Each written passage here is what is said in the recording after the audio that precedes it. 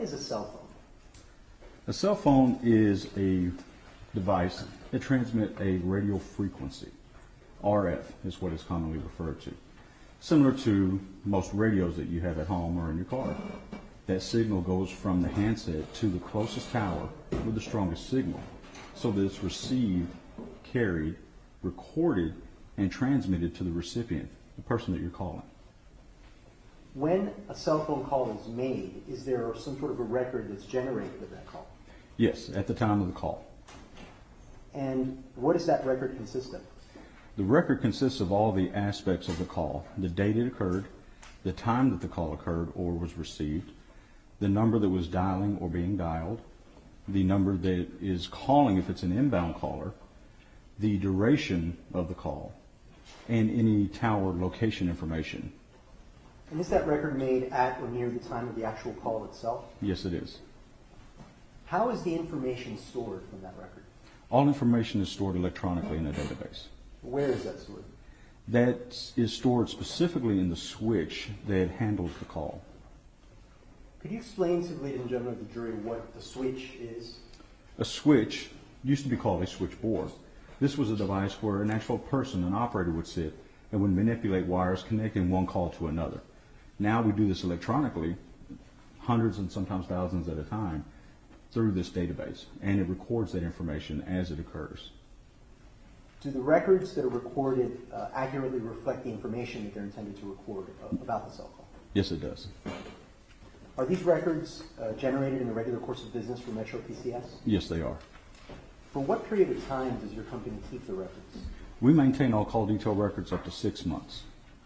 And are these records kept in the normal and ordinary course of business? Yes, they are. Were you served with a subpoena in this case requiring the production of certain cell phone records, subscriber information, call detail, and cell site information? Yes, we were. For a period in 2007? Yes. What do you normally do in response to that type of a request? We validate the request itself, making sure that it meets the parameters that we can fulfill to, and then we return the records requested. In this case specifically, did you receive a request for such information for Metro PCS cell number 239-645-2216 for a time period in November of 2007? Yes, sir.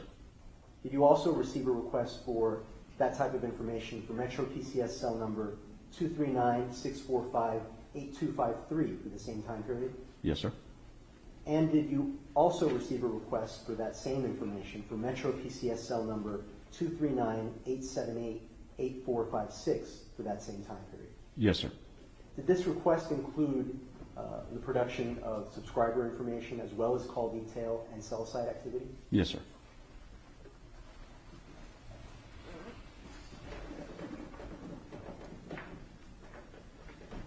Showing you first what's been marked as C50 for identification. The defense is going to object to the issue of all three. This is what we're showing us. This time, Your Honor, the statement states 5-0, 5N is in Nancy, and 5M is in Mary into evidence. With no objection, they'll be admitted. This is given marked identification 5M, non-conforming, which is given number 84. 5M. And that's in Mary. Okay.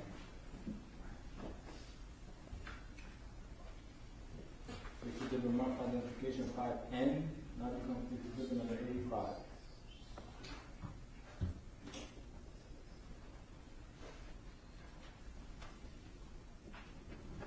This is given marked identification 5O, non-conforming, which is given number 86.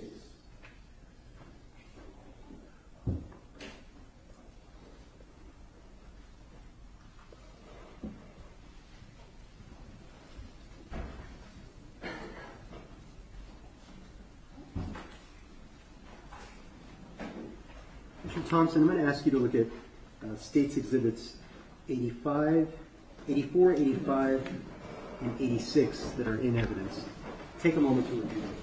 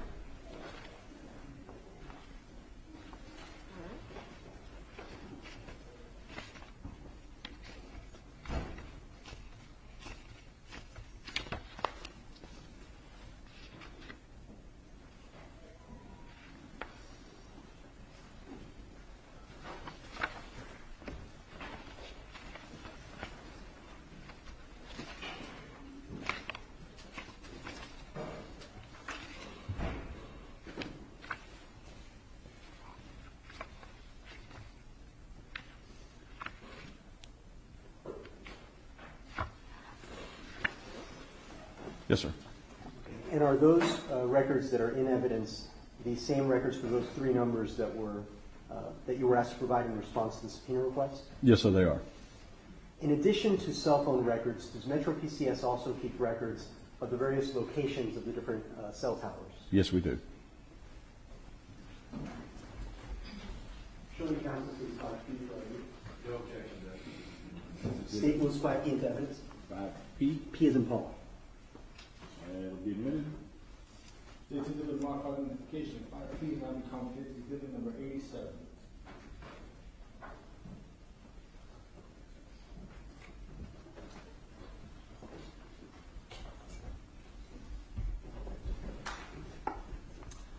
Mr. Thompson, I'm showing you States Exhibit 87. Do you recognize that? Yes, sir. And is that the record for the locations of the cell site towers and their addresses in 2007? Yes, as of November 2007.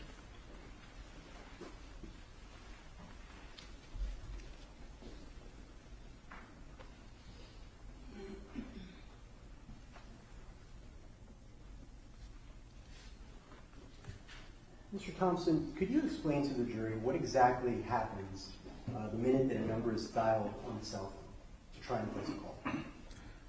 Actually making a call. You dial the 10 digits that you know of the individual that you're trying to reach. At the moment that you hit send, a signal is sent to the closest tower with the strongest signal.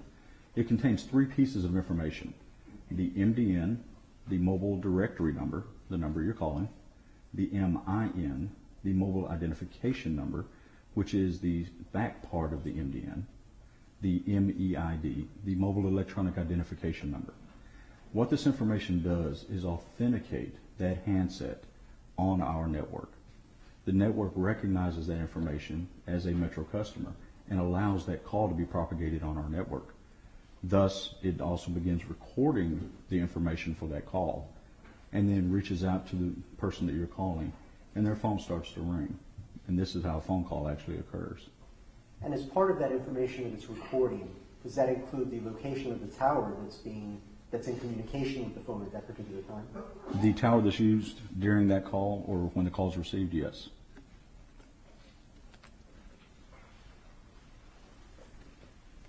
You have the records in front of you. Yes.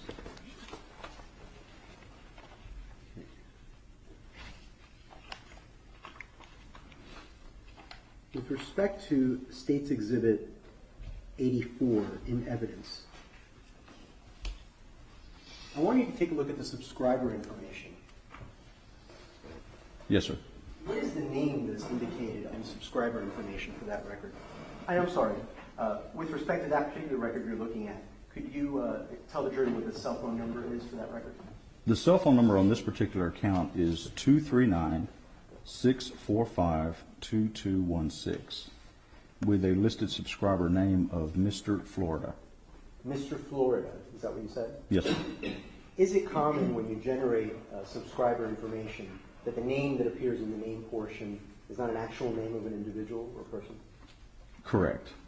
That opportunity exists for everybody. And what is that information based on that appears in the name section? The information that we get from the individual starting the account is the name, address that they provide to us when we give them a form to fill out. That's just what they give us. And that gets entered directly, no matter what they write, into the system for your purposes of your records. Correct. Could you tell the jury what the address information is for that particular number? The address on this account is 834 Zana, Z-A-N-A Drive in Fort Myers, Florida. And what is the zip code? 33905.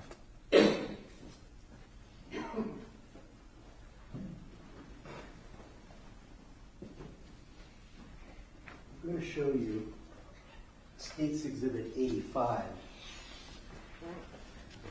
in evidence. Take a look at the subscriber information there. Who appears to be the subscriber of that particular? I'm sorry, could you tell first the jury what the cell phone number is? The the number on this account is 239-645-8253 with the name of Jason Mitchell.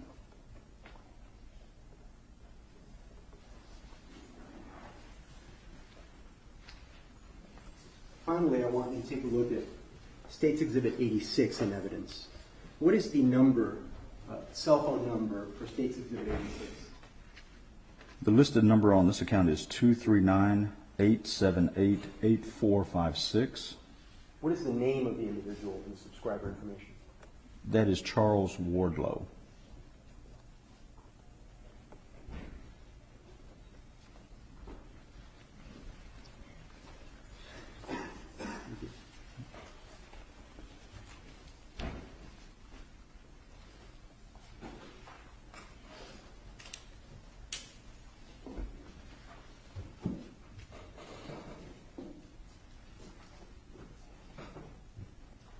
May we publish, Your Honor? Yes, you may.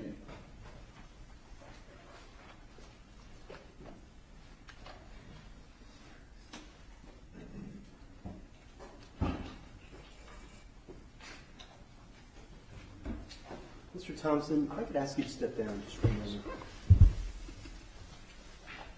What are we looking at on this screen? What is that document? This is a subscriber profile. Okay, what type of information does the subscriber profile contain? This contains the basic information for every subscriber that we had, and this is an old format, so this is from 2007. For purposes of simplicity, there have been 3 State's exhibits introduced in evidence, 84, 85, and 86. So as not to repeat the entire cell numbers each time we refer to them, starting with the exhibit that's before you, State's Exhibit 84, we will call that the number 2216. Are those the last 4 digits of the number there? Yes, sir. And that was the one that, again, came back to you in Mr. Florida. Correct. Where is it that the phone number information is located in that subscriber info? In the second block, where it lists as cellular phones, the MDN and then the mobile directory number shows 239-645-2216.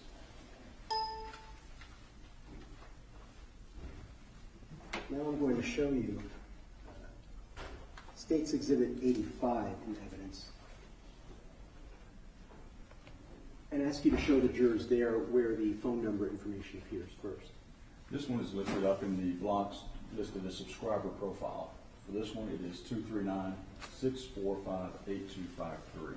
So we'll call that one 8253. And what is the name associated with that 8253 number? This is Jason Mitchell.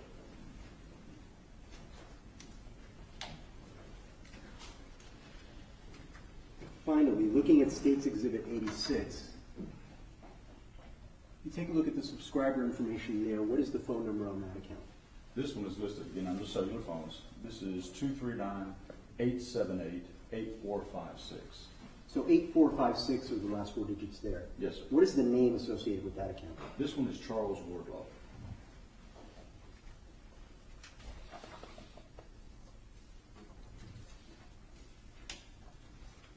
Mr. Thompson, I'm showing you, again, what is part of State's Exhibit 84 for the 2216 number.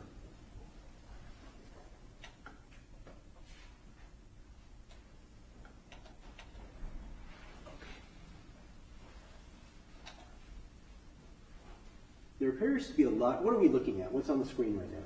This is actually the call detail record for the number 239-645-2216, showing a list of calls for a certain date range regarding that number. Could you explain to the jury what is included in the call detail record, what type of information? Yes. This one gives a full breakdown. The first column here to the left is the billed MDN. What does that mean? The billed MDN, using an old format again, was dealing with a particular number so that we could research that number out of the network to pull those specific records.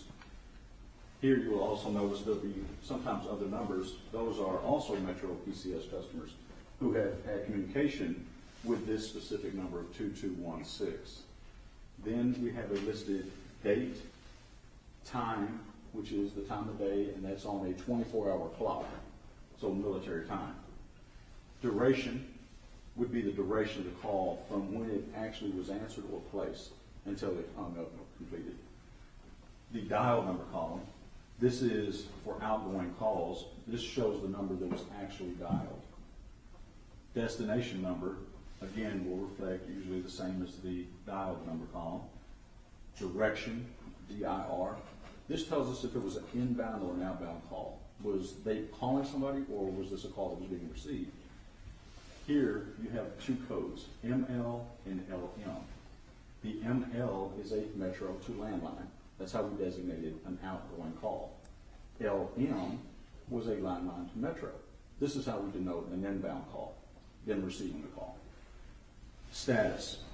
A status of 0 means that the call was completed or answered. Status of 1 was an incomplete call or unanswered call. SF. These are special features. We have actually very few special features that we utilize. Usually was voicemail retrieval, three-way calling, things of that nature. Caller ID. This is specific to inbound calls only. This lets the person who's receiving the call know who's calling them. So when you get a call on your phone, you see the number or the name that you've got in your contact list pop up. Cell. This is specific to the location information.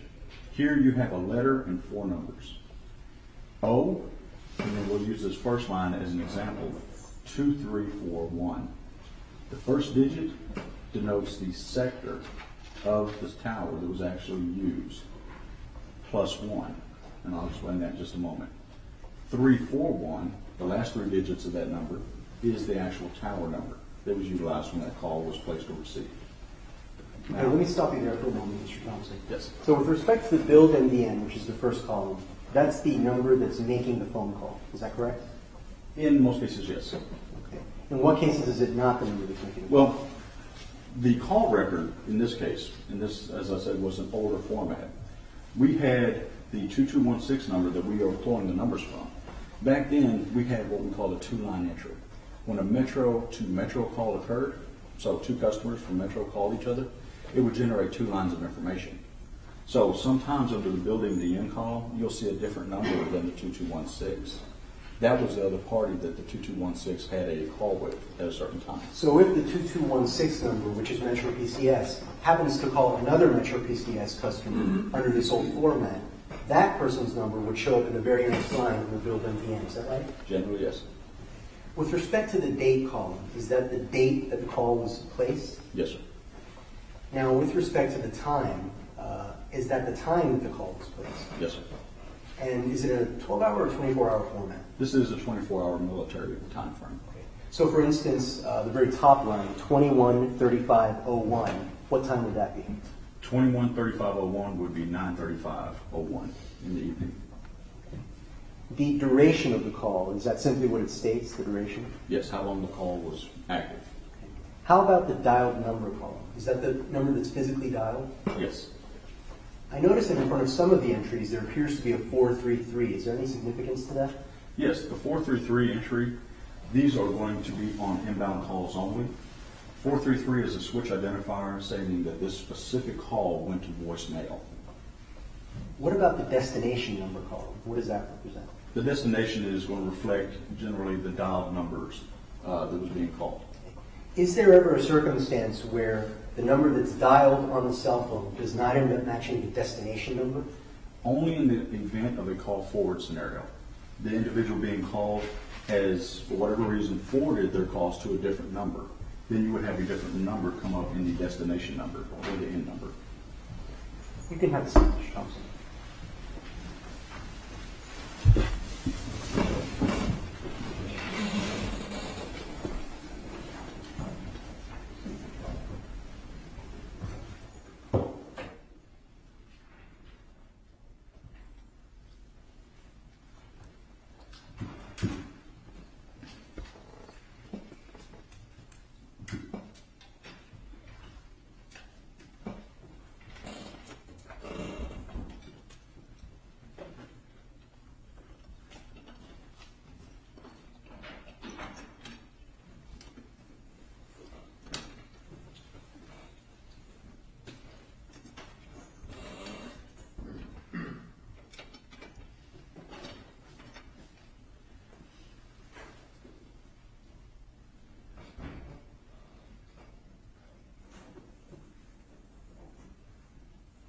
Showing the defense, showing the previously stated as a 5R.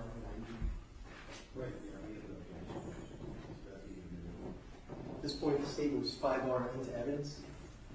With no objection to defense, it'll be admitted. State's Exhibit 1, identification of 5R now becomes exhibit number 88.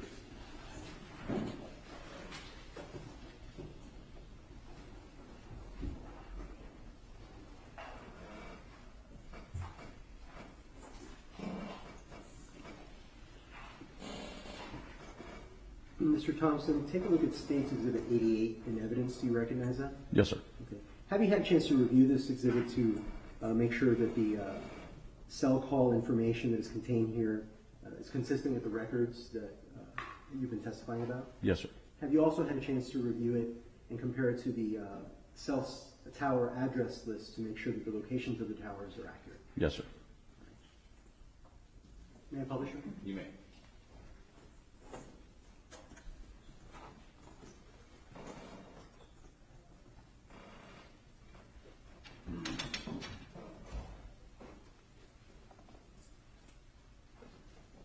Mr. Thompson, if I could have you again step in.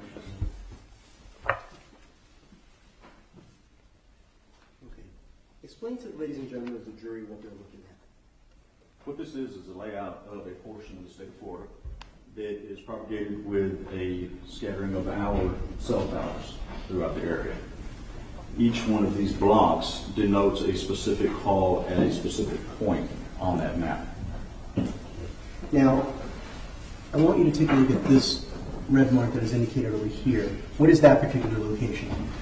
This location is identified as 18050 Old Cutler Road in the city of Miami, Florida 33157. So this area that we're looking at down here in the map is the Miami, Florida area. Yes, sir. With respect to this area over here, where are these towers located? I believe this was Lehigh and different areas, because there seems to be several different cities in Mansfield over here. Would it be the Lehigh Acres and Fort Myers area? Yes. Now I want to start with the first block over here. To make it simpler,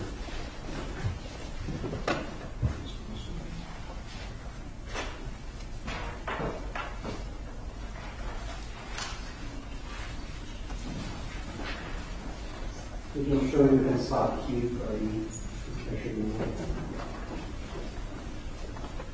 Mr. Thompson, take a look at stage 5Q for identification. Do you recognize that? Yes, sir. Okay. And is that basically the same chart with some slight highlights or things in bold that has already been admitted into evidence? Yes, sir. And does it also fairly and accurately depict the locations of the calls on the towers? Yes, it does. The state moves 5Q into evidence. The judge just argued it's cumulative. It's the identical exhibit as the big poster board. May I respond briefly, Judge? Sure. The only reason I'm doing it is because I can't fit the poster board under the Elmo, and there's a specific box that I would like to inflate and make large, and I can't do that. Yes, in the interest of technology, your objections overruled. Yes, Judge. State's Exhibit marked by identification 5Q now becomes exhibit number 89.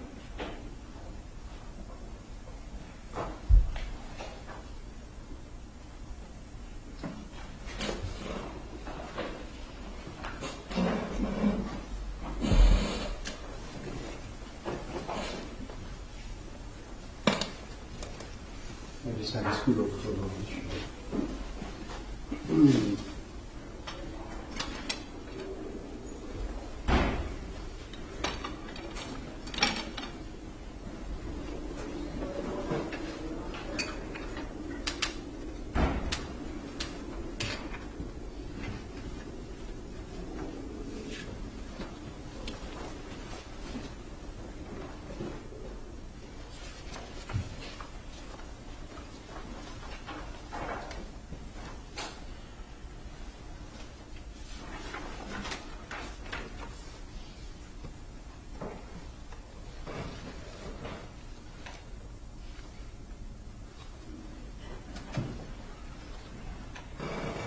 It's a little difficult to see the boxes on the chart, even for the jurors that might be close up. It's having trouble focusing.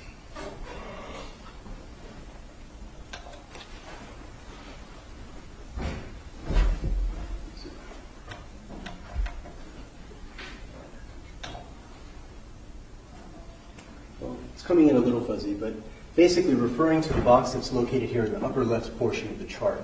Yes. I've tried to blow it up here on this screen. There appear to be separate sections of information. Could you explain to the jury what that top section of information is? There appear to be 3 digits, a space, and then an additional digit. The 3 digits and additional digit at the top in the gray is the tower and sector for a particular call. Okay, and what is the tower and sector information mean? The tower is the tower number that we've identified for that specific location. The sector was the sector that was utilized for a specific call at that time. Okay. What is the second line of information that is on there? The second line is the latitude, longitude, location of that tower itself, where it's physically located. And I'm going to skip the third entry for just a moment. We'll come back to it. But the information that follows that, there appears to be a date, time, and then a name, and then 4 digits. What is that information? The date and time is the date and time of the call as listed on the records, and the name is the name associated with that telephone number located and associated with that record. Okay. So for purposes of that one particular box, that one particular entry, could you show the jury where the tower is located? We have something now.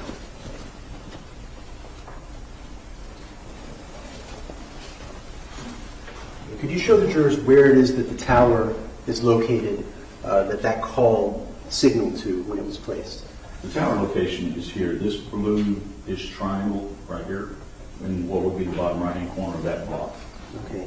So would that mean that at November 26th at 4:11 in the morning, that particular phone number placed the call in that location? Yes. Okay. And would that be true for all of the different boxes of information that are scattered throughout the map? Yes. Okay. Let's move on to the second box that's here. What does that box seem to indicate with respect to the phone call information?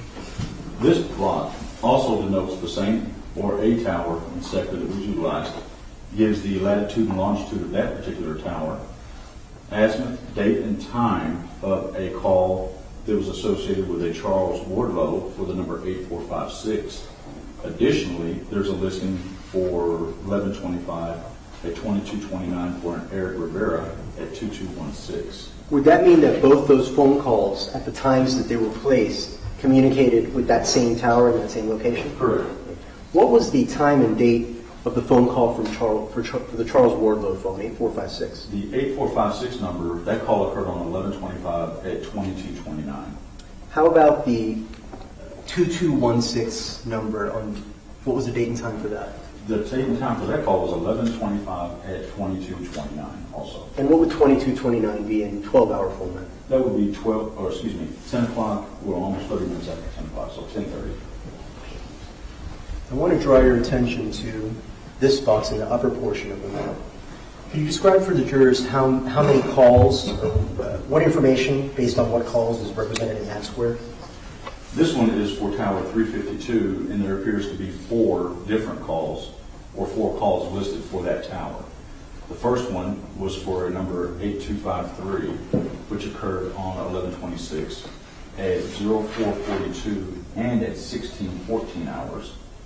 So would that be 4:42 in the morning and then 4:14 p.m.? Correct. And is that the number that came back to Jason Mitchell? Yes, it is. What is the next entry there? The next entry is on 1125 at 2210 and 2222, and that's for the 2216 number. And is that the number that came back, according to the subscriber information, as Mr. Florida? Yes. Is that the address on Zana Drive? Correct. What is the final entry there? The final entry at the bottom of this block is for 1126 at 0431 and at 1033, and that's for the number 8456. So would that be the number that came back to Charles Wardlow? Yes, it is. And if so the jury can understand correctly, would that be November 26th at approximately 4:31 in the morning? Correct. Let's move down to this area of the map down here. There appears to be a call here in that box. What is the call information, date and time for that call? This is for Tower 305, and the date and time of this call was on 1126 at 0405 in the morning, and this was associated with the number 2216. And would that be at 4:05 a.m.? Yes, it is. Let me draw your attention to this box over here with the 310 space 2 on the top. What are the two calls that are displayed in that box? The first call associated with this tower is on 11/26 at 03:53 in the morning with the number 8253, and then also on 11/26 at 03:52 for the number 2216. And if you could point out the tower that was communicated with for those calls that were made, That would be this tower right here in the bottom left corner. where the red dot is now? Yes. Let me draw your attention down to this area. This box here on the lower left-hand side, what is the date and time and number for that call?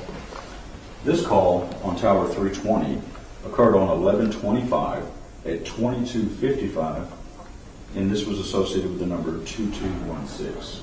So would that be November 25th at, looking at a 12-hour format, at approximately 10:55 p.m. on November 25th? Correct. Okay, and where was the tower that was associated with that call? The tower for this call was right here, to the left of the previous tower.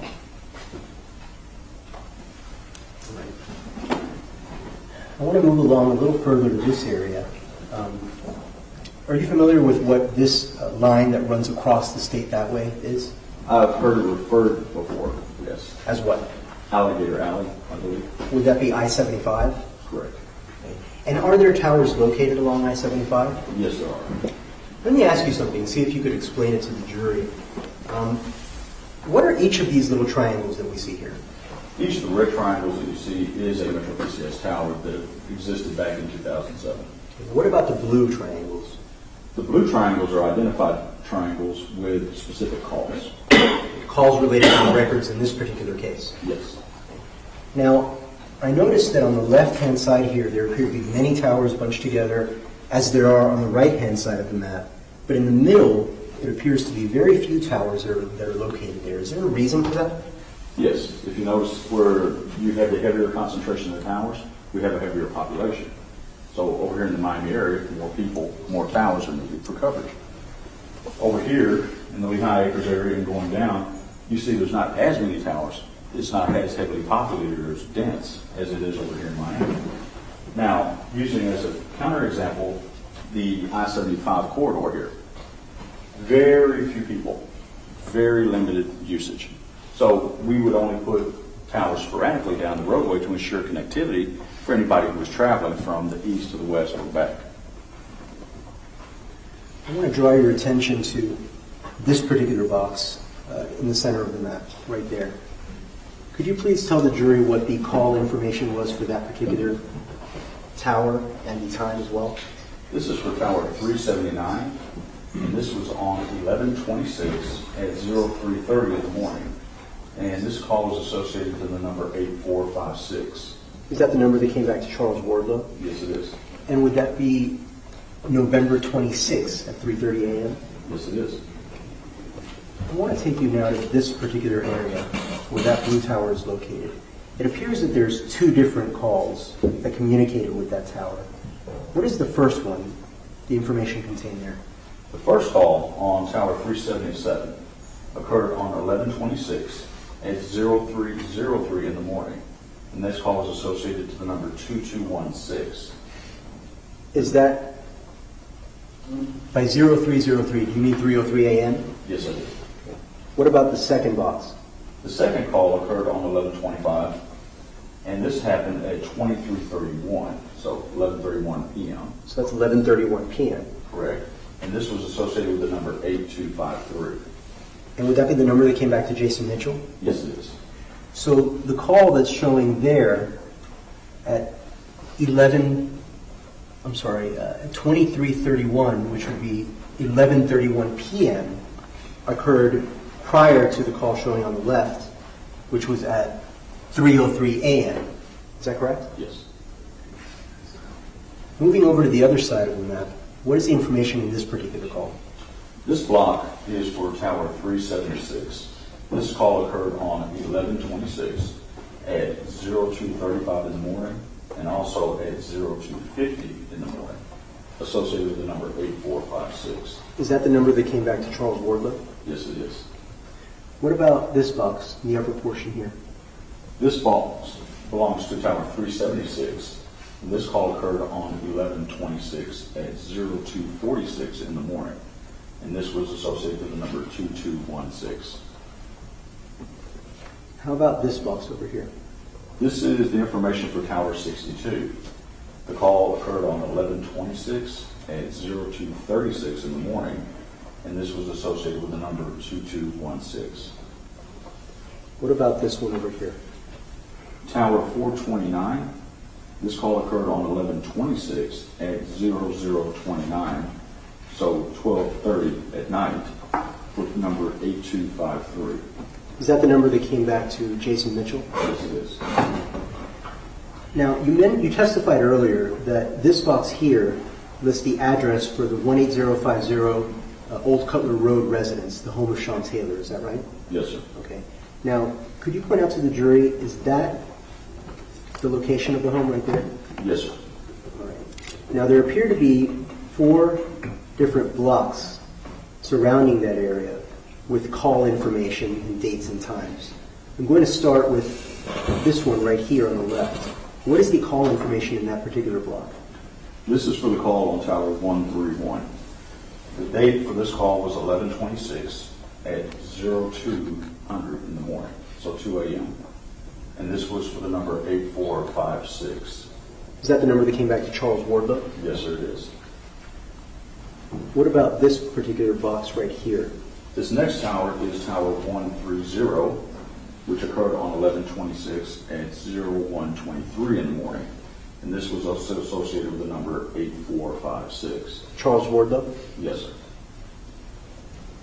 How about this box right here? What information is contained in there? Here we have the information for Tower 129. The call occurred on 11/26 at 01:56 in the morning, and the number associated is 8253.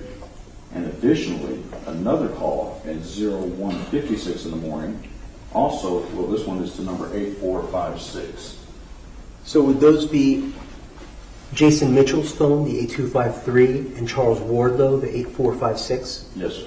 And the Mitchell call was 1:56 a.m., the same time as the Wardlow call? Yes, sir.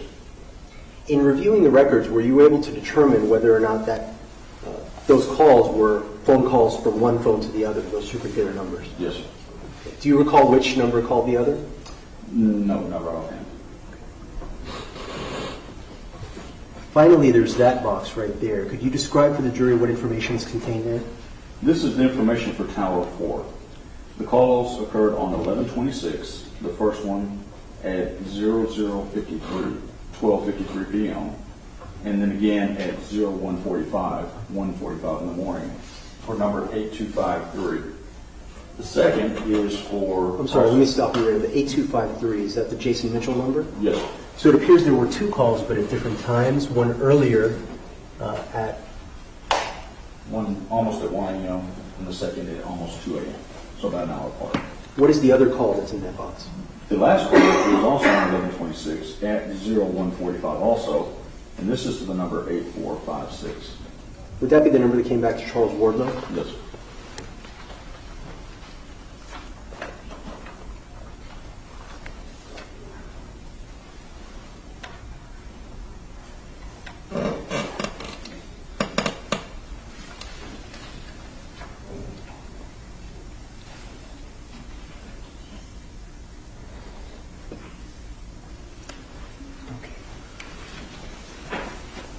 Mr. Thompson, you mentioned earlier that there was a portion of the record that contained information about an azimuth. Yes, sir. Could you explain to the ladies and gentlemen of the jury what an azimuth is? An azimuth is a point of direction. Standard circle internationally has 360 degrees. This would be 0 to 360 degrees up high, detail, however you want to look at it. 360 points. What we do with our towers, we do basically the same thing. We cut it into sections, or sectors, as we refer to it. Each sector has what we call a midpoint reference. That midpoint reference is a specific azimuth, letting us know what direction that sector is facing to. So, did you have a marker? We're working on that. Okay. I've got a pen for the moment, but.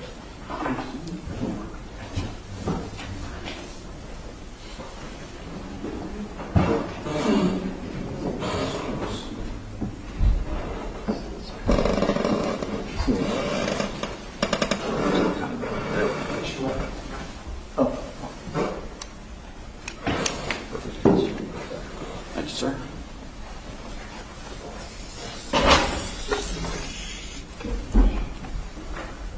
Standard circle. The tower being in the center, we can use a reference from our listing. Let's use this one, 100 on tower 4. So this would be tower 4 with a center point azimuth reading of 100 degrees. So the top, or north, would be 0 to 360. Due east would be 90. South would be 180. West would be 270. So basically, we're just adding 90 degrees at every point. Very simple. So 90 being due east, and our reference point being 100, I would put it right about here. That's the center of that sector. The way we use this information as a company, technologically, y'all have storm share, sometimes some very bad ones. When those towers go down, they've got to be rebuilt because we want to give you your service back. Service not being provided does not help you, especially in bad storms when there's emergencies. So when there is a problem with a tower, the engineers have to know specifically what direction to face those sectors to go back to being as close to perfect where it was first built, giving you back your service.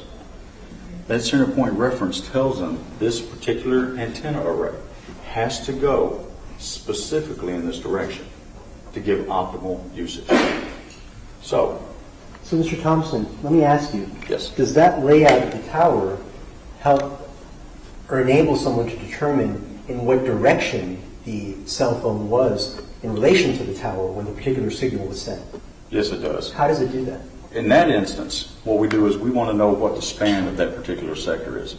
And we'll use a basic rudimentary factor of 3 sectors to the tower. So each sector would be 120 degrees. 3 times 120, 360. So 100 being our center, we would add and subtract 60 degrees. So we would go up here to roughly 40 degrees. That would be our left parameter.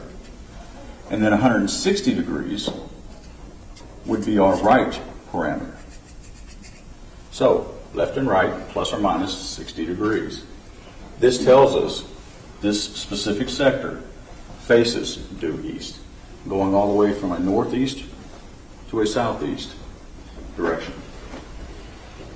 And Mr. Thompson, that same box that you used as a reference earlier, I believe the box that has the 4 space and a 2 on top. Yes, sir. Would this be the relative configuration of that tower that was associated with that call? Yes, sir, it is. Okay.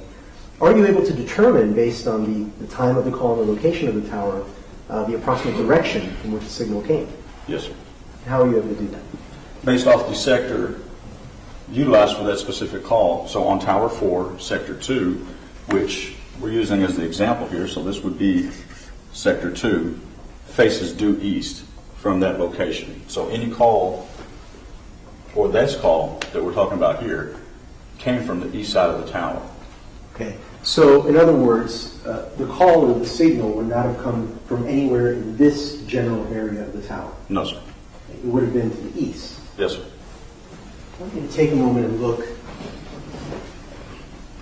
This tower right here, is that the tower that was being communicated with for this particular call? Yes, this is Tower 4 right here, that building. And would this be the location of Sean Taylor's home? Yes, sir. And would that be due east of the tower? Yes, sir. What time was that call placed again? There were a few calls.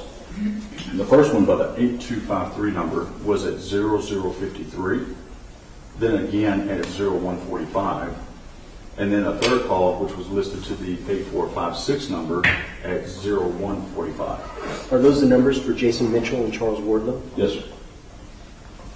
You may step down, Mr. Johnson. Get this out of here.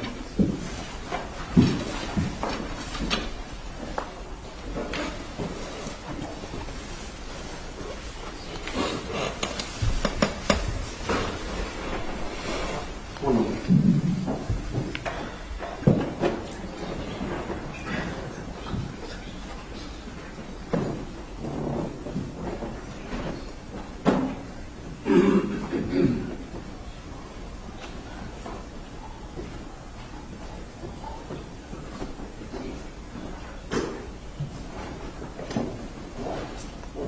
I don't have anything further at this time. Cross-examine.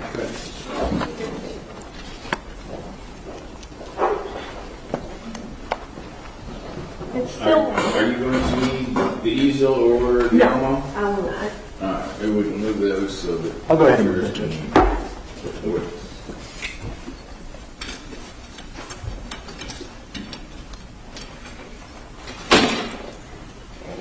It's still morning.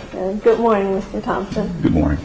Now, how long have you worked for Metro PCS? For 6 years. Okay. And are you familiar with whether Metro PCS will allow someone under the age of 18 to enter into a contract for a cell phone? We don't use contracts. Okay. If you don't use contracts, what do you use? An agreement. Okay. Well, do you allow someone under the age of 18 to enter an agreement with Metro PCS? They have in the past, yes. Okay.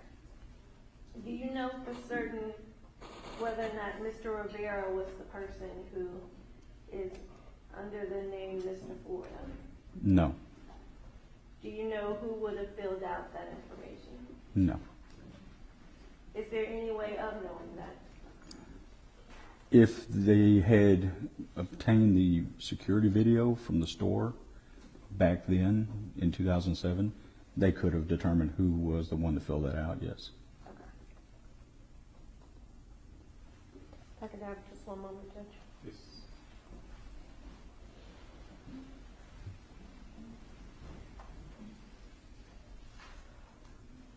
Nothing further, Judge. Redirect. All right, thank you, sir. You're excused. Thank you. Let's see the attorney for a quick second. Stand up, stretch for a second if you want to.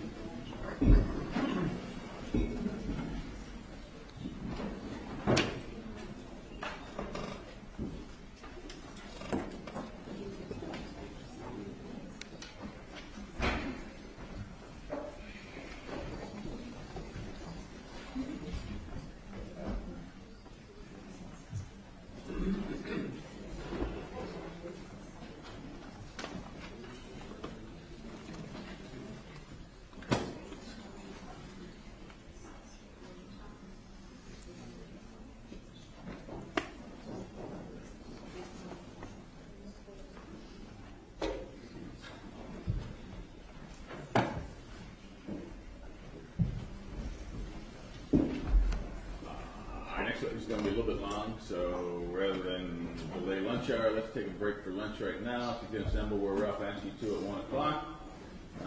Please remember, don't discuss the case with anyone. Don't let anyone discuss the case in your presence. Enjoy your lunch and reassemble at 1 o'clock where Ralph asked you to. All rise. Ladies and gentlemen, please make sure you have all your personal belongings, pass your cabinets forward, we'll hold them over lunch, and we'll see you at 1 o'clock at the east end of this hallway, okay? Thank you very much. Go ahead.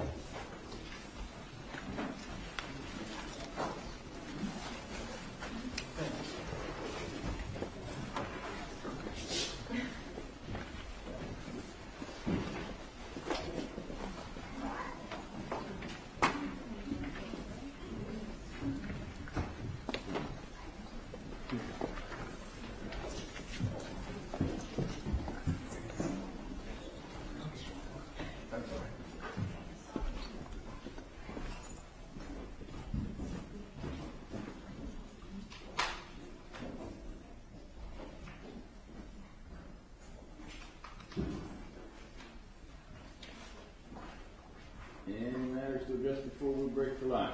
The only thing that I noticed there was the smaller copy of the cell tower.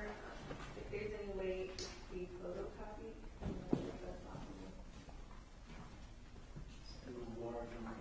Two separate. We can try to. We can try and get you a copy of that. That's not a problem. We didn't know that there was, well, the issue is that Mr. Rivera wanted a copy of it, and we didn't know that there was a small version. Okay. We'll try and see if we can make a copy over lunchtime and give it to you. The other thing I think the legal state's going to have for us is 2 CDs. One and a half years ago, Yes. so with regard to a copy of the NCCD, you gave me that, and a copy of the DVD, reproduction of the VHS original, I gave you that. You need $10 for that? About 50%.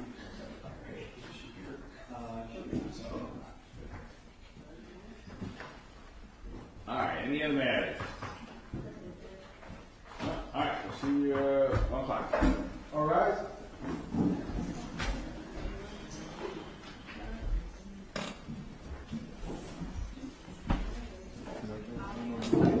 You gonna leave it here, Charlie? Yeah, that's Okay. exactly right. So I can't. They'll charge more if I leave it here.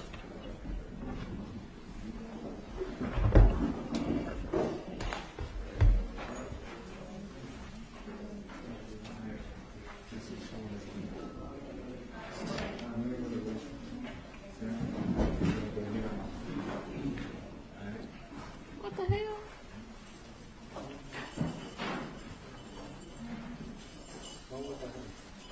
What does that have to do with me?